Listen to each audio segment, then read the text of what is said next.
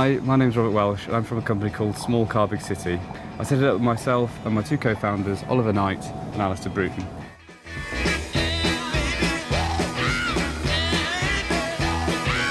The company was set up in December 2008. We did about 6 months of market research and we officially launched in August 2009, exactly 50 years after the first Mini came off the production line.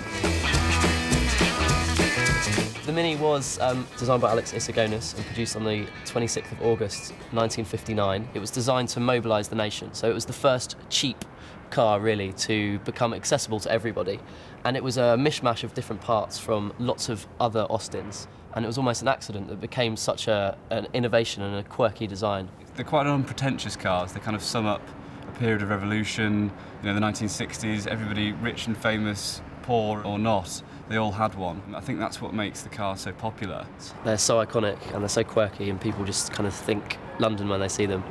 So that gave us the idea that we thought we could make money from it, and our market research led us to realise that people placed a strong value on them, and we thought that we could incorporate them into a tourist experience. So we devised tours in classic minis.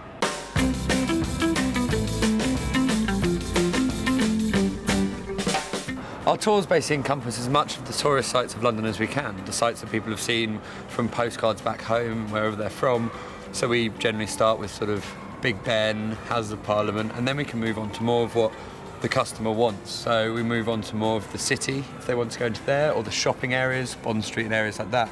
We're more than happy to take them around to other parts of London, such as Abbey Road or Brick Lane. We try and keep it as bespoke as possible, don't we? Yes. Yeah, so whatever the client demands, we try and meet.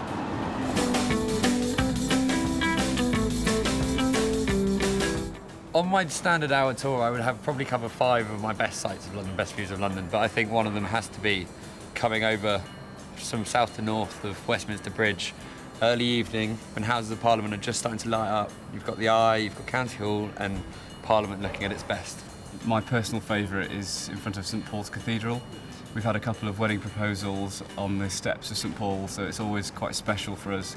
I don't think I'm ever going to get bored of rocking up to the front of St Paul's and watching somebody get down on one knee.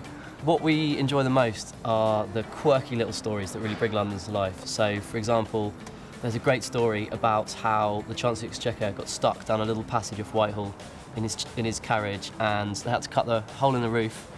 And this eventually led on to the introduction of the pavement as a means to prevent carriages from getting wedged anymore. They introduced this idea of stones. And it's all these little kind of quirky stories that I think we really, really enjoy, and it's what kind of really shows the history and culture of London. We dress up in sort of 60s gear and bright blue jumpsuits and tweed flat caps, and we've got like fake bars of gold stashed in the boots. We try and add as much value as possible, make the whole process quite theatrical. We want people to come to London and feel like they've met a Londoner, not just they're visiting a city and they go back and they've seen buildings and sites, but we want them to interact with the city, if you see what I mean. So we want the city to really come to life. And a big aspect of our job when we're touring, it's not just quirky stories and facts, it's also to help them get the most from the city. So it's kind of an introduction to the city as much as anything else. We based our pricing structure on the idea that the open-top buses are about £25 a person. And we thought, because you've obviously got a beautiful classic car and a driver you can ask any question to, and we're also trying to incorporate kind of personal requests, we thought we wanted to make it slightly more exclusive, but at the same time accessible for all people, kind of spanning all ages in London.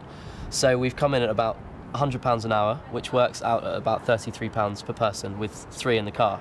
We also run a lot of incentives in the week, so we offer 25% off weekdays. From that, we do a lot of dates and things like that, a lot of couples. We can pick someone up if they're going for a dinner date and they just want like a little drive from their hotel to the place. We'll take them on a little tour, extend it a little bit. So instead of just being a taxi service, we offer them a bit more about London.